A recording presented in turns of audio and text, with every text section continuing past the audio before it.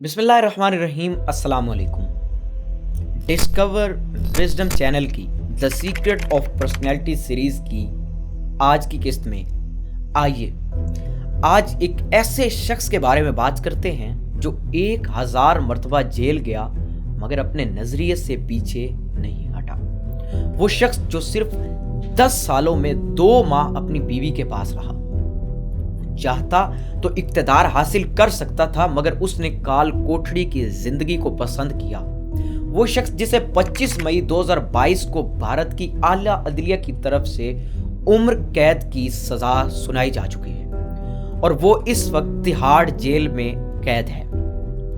आज हम बात करेंगे हुर्रियत रहनुमा, तहरीक आज़ादी कश्मीर के एक बेबाक लीडर और निडर रहनुमा यासीन मलिक के बारे में। यासीन मलिक जिनके बारे में मुसन्निफ जब भी तारीख लिखेगा तो इसका कलम कांप जाएगा और इसकी कहानी लिखते लिखते उसके रोंगटे जरूर खड़े हो जाएंगे कि आखिर कोई शख्स अपने नजरिए से इतनी हद तक कैसे जुड़ा रह सकता है। अपने अज़्म की इस चट्टान और हुर्रियत की इस पैकर की लाजवाल कुर्बानियों के पीछे छुपे राज से पर्दा उठाते हैं। दरअसल मकबूजा कश्मीर में रहने वालों की जिंदगी आसान नहीं है। ये एक जेल है जहां हिंदुस्तानी पुलिस और फौज निहत्थे कश्मीरियों पर जुल्म के वो पहाड़ तोड़ रहे हैं जिसकी मिसाल नहीं मिलती। कश्मीरियों की नस्ल कुशी की जा रही है, उनको कत्ल किया जा रहा है और यहाँ तक कि कश्मीरियों को कश्मीर से ही बेदखल किया जा रहा है। कश्मीर की बेटियों के रेप हो रहे हैं, उनके बच्चों को कत्ल किया जा रहा है और उनके सियासतदानों को जेल में बंद किया जा रहा है। मजलूम कश्मीरियों की आवाज दुनिया तक पहुंचाने वाले सहाफियों को जदोकोब किया जाता है और प्रेस क्लब को भी बंद कर दिया जाता है। कश्मीर में कश्मीरियों से हिंदुस्तानियों ने बोलने लिखने की आज़ादी तक छीन ली है, फिर भी कश्मीरी पुरअमन जिदोजहद कर रहे हैं। यासीन मलिक दरअसल श्रीनगर में पैदा हुए और शुरू से ही आज़ादी के कायल थे। वो कम सीनी में ही अलहदगी पसंद सफ़ों में शामिल हो गए और 1980 के दौरान इस्लामिक स्टूडेंट लीग के जनरल सेक्रेटरी बने।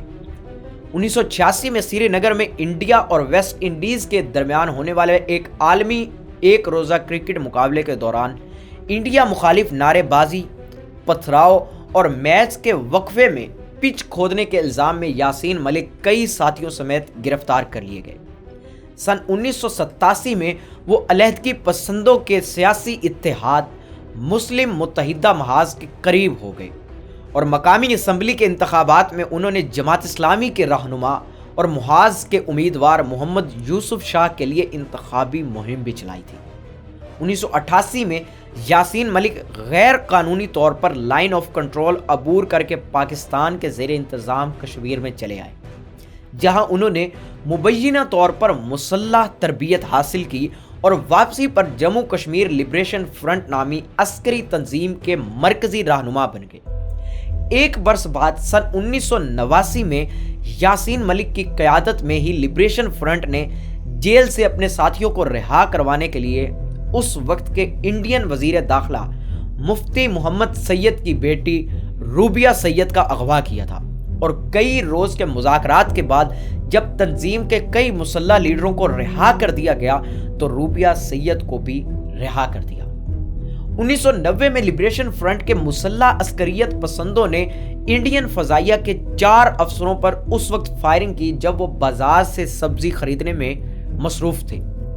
हुकूमत ने इस हमले के लिए भी यासीन मलिक को बराह रास्त जिम्मेदार करार देकर उनके खिलाफ मुकदमा दर्ज कर लिया। कई बरस तक मुसल्लह सरगर्मियां जारी रखने के बाद सन 1994 में यासीन मलिक ने भारतीय फोर्सेस के खिलाफ यकतरफा सीज फायर का ऐलान कर दिया, जम्मू कश्मीर लिबरेशन फ्रंट को एक सियासी तंजीम करार दे दिया और अहद किया कि वो मसले कश्मीर हल करने के लिए अदम तशद्दुद की पॉलिसी पर गामजन रहेंगे। इसी साल अलहदगी पसंदों का इत्तेहाद हुर्रियत कॉन्फ्रेंस भी वजूद में आया और यासीन मलिक भी इसके मरकजी रहनुमाओं में शामिल हो गए।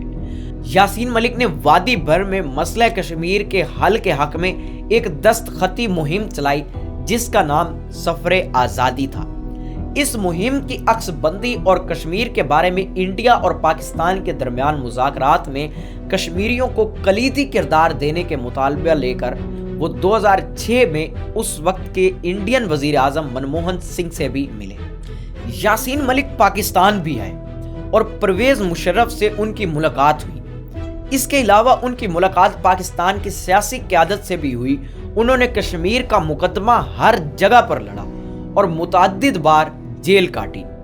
پھر 2019 میں ان کی سیاسی جماعت جموں و کشمیر لبریشن فرنٹ پر پابندی عائد کر دی گئی اور ان کو قید کر دیا گیا۔ تہاڑ جیل میں جانے کے بعد سے یاسین ملک کا اپنے خاندان سے کوئی رابطہ نہیں ہے۔ اس کے بعد ہندوستان کشمیر کے رہنما مقبول بٹ اور افضل گرو کو سزائیں دے چکا ہے۔